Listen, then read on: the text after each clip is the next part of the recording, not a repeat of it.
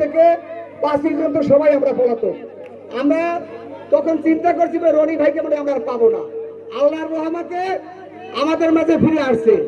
এখন এই পর্যায়ে বক্তব্য রাখবেন বরিশাল মহানগর ছাত্র দলের সম্মানিত সভাপতি, রাজপথের লড়াকু সৈনিক, আমাদের সাথে সব সময় যে সময় দিয়েছেন জনাব অ্যাডভোকেট রেজাউল করিম রনি। বিসমিল্লাহির রহমানির রহিম। বরিশাল 28 নং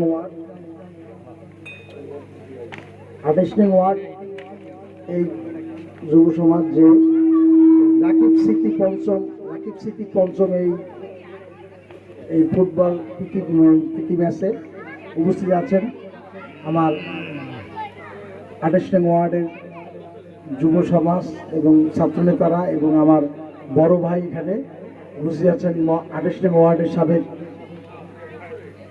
আহ্বায়ক রশিদ চৌধুরী,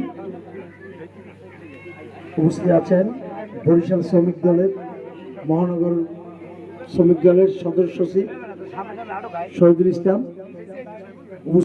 যুব দলের জয়েন্ট সেক্রেটারি শাহিন ভাই, উপস্থিত আছেন আমার মহানগর ছাত্র দলের সংগ্রামী সাধারণ সম্পাদক